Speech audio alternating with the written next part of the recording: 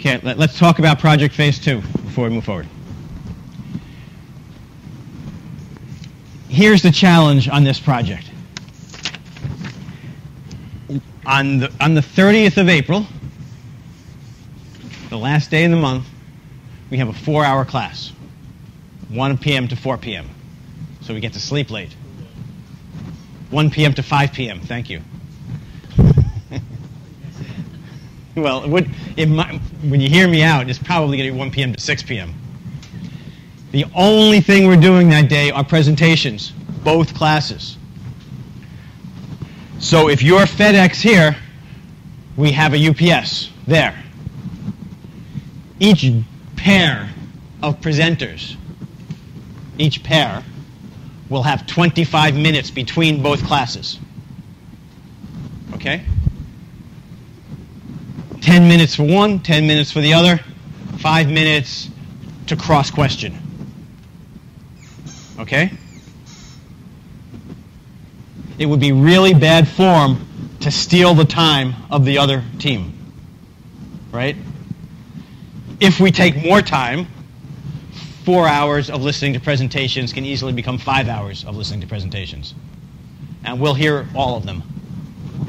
So, if ever there was a time to stay within your time constraints, this is the time to do it. And the reason we're only giving 25 minutes is so that we have 5 minutes in between and to take some breaks and to stretch and to get organized. So it's going to be a long day.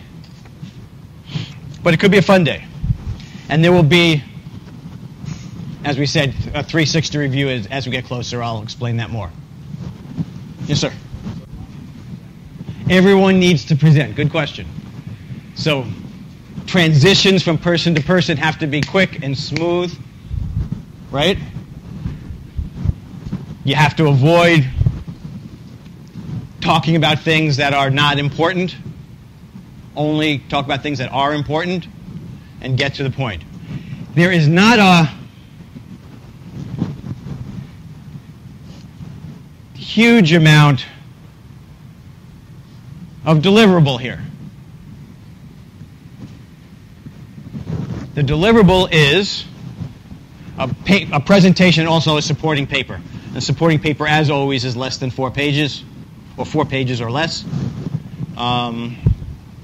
This is going to take us back to the balanced scorecard, the thing we talked about at the very beginning of the semester. We're going to talk about it again in a couple weeks. But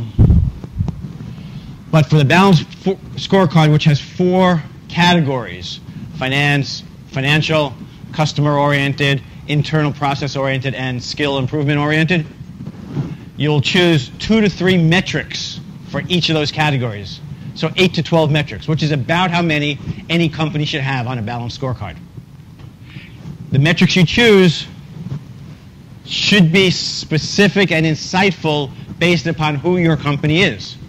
You don't just choose, the general metrics that anyone would choose. Do we have revenue growth? Do we have profit growth?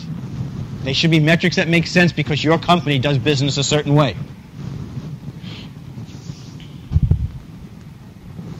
You should identify those metrics and then describe why you chose those metrics.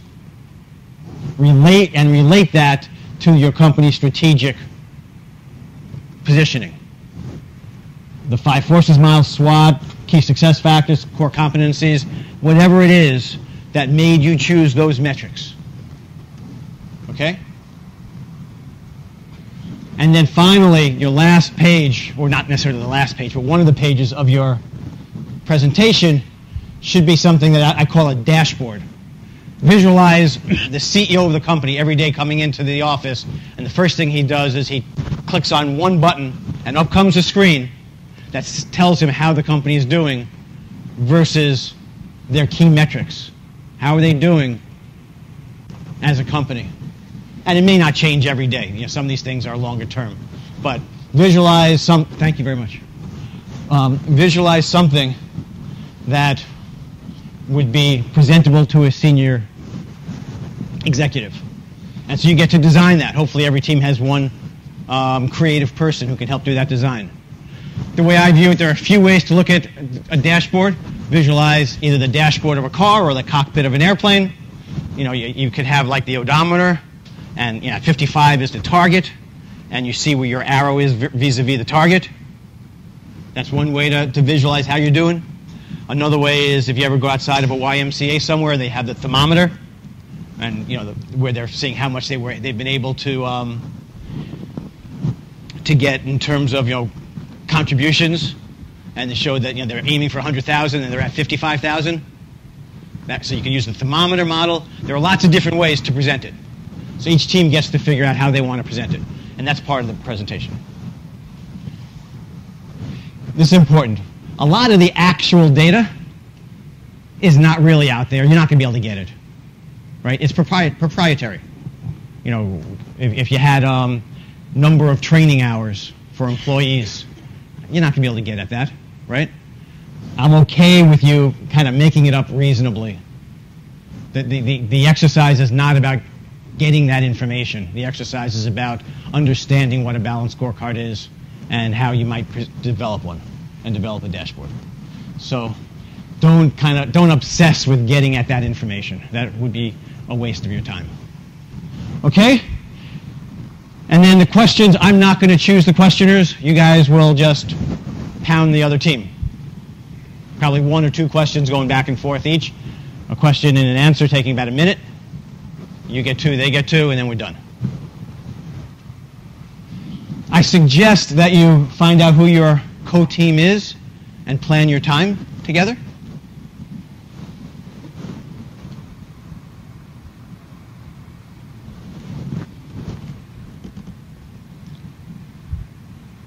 And every team member must speak. This will be a great opportunity to be succinct and impactful, because anything else will be a problem. And you all will vote for winners, and there'll be extra credit for the winning teams in a couple of different ways. Okay? Any questions on, oh, there's more. You hand in a hard copy of the presentation just like before, and the paper covers the same thing, 4 pages or less. If you need to put the picture of the dashboard, because there's going to be a dashboard for the paper as well, it doesn't have to be within the 4 pages. It could be a 5th page. It could be an appendix.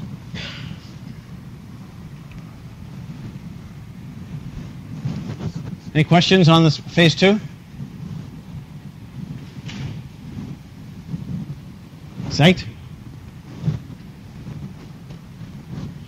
Okay.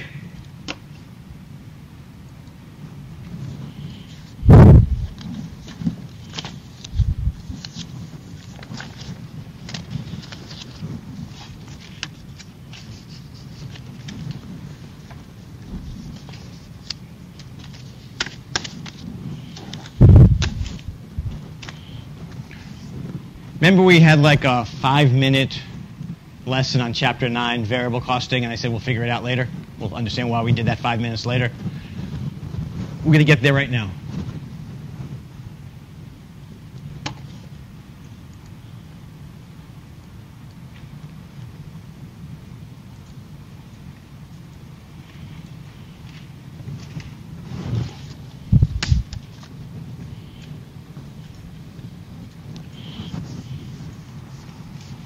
Decision-making and relevant information. One of the main purposes of management accounting and cost accounting is to have information available for making appropriate decisions. Do we make a product, or do we make a component, or do we buy that component? Should we do a short-term sale at below our regular cost to a new customer in order to improve our overall financial situation? So we need to make decisions, and management accounting provides the information for making those decisions. And we'll see that sometimes you only want to use variable costs when making decisions. And that was the purpose of Chapter 9, to understand how you would make a decision using only variable costs. I'll briefly